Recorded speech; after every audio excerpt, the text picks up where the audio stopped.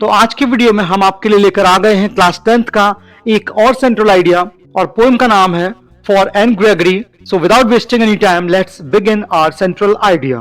The poem for Anne Gregory composed by William Butler Yeats gives us a message full of self realisation. ये जो आज की हमारी poem है जिसका नाम है फॉर एन ग्रेगरी, जिसको कंपोज किया है विलियम बटलर ईट्स ने, जिनको हम प्यार से या शॉर्ट में WB ईट्स भी कहते हैं, हमको एक मैसेज देती है जिसमें हम सेल्फ रियलाइजेशन फील कर सकते हैं।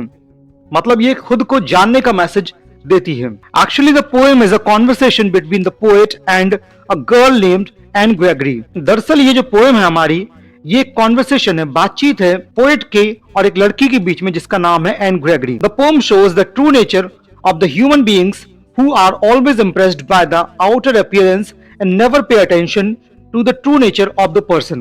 Actually ये पोएम इंसान का वास्तविक नेचर यानी वास्तविक स्वभाव दिखाती है, जो कि हमेशा बाहरी दिखावे से प्रभावित होता है और कभी भी व्यक्ति के वास्तविक स्वभाव पर ध्यान नहीं देता है। Men always judge women by their physical beauty, but the fact is that the real beauty exists within us and not outside. जो पुरुष होते हैं वो महिलाओं को केवल उनकी फिजिकल ब्यूटी के हिसाब से जज करते हैं, लेकिन सच्चाई ये है कि जो वास्तविक सौंदर्य है वो हमारे अंदर है, ना कि बाहर। The poet emphasises the fact that only God is the one who loves the inner beauty not the outward appearance. Poet इस बात पर भी जोर डालता है कि दुनिया में केवल भगवान ही ऐसा है जो आपके आंतरिक सौंदर्य को प्यार करता है, ना कि आपके बाहरी दिखावे को। The poet also gives the reference of some old religious text that states the same. इस पोएम में पोएट एक रिलीजियस टेक्स्ट का भी रेफरेंस देता है जो यही बताता है। So the ultimate and bitter message of the poem is that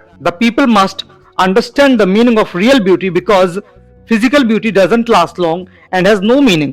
So if we want to attain supreme bliss, we must love God. तो जो इस पोएम का अंतिम या कह सकते हैं आप कड़वा मैसेज है वो ये है कि लोगों को वास्तविक सौंदर्य का अर्थ समझना चाहिए, क्योंकि जो फिजिकल ब्यूटी होती है वो ज्यादा समय तक नहीं रहती है और इसका कोई अर्थ भी नहीं होता है। इसलिए अगर हम सच्ची खुशी प्राप्त करना चाहते हैं तो हमको ईश्वर को जरूर प्यार करना चाहिए, बिकॉज वही है जो हमको हमारे इनर ब्यूटी के लिए प्यार करता है, ना कि हमारे एक्सटर्नल अपीयरेंस के लिए। ऑलराइट गाइज, उम्मीद करता हूं ये सेंट्रल आइडिया आपको प्रॉपर्ली समझ में आ गया होगा।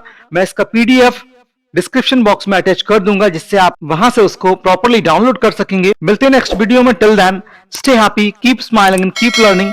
Thank you so much for watching.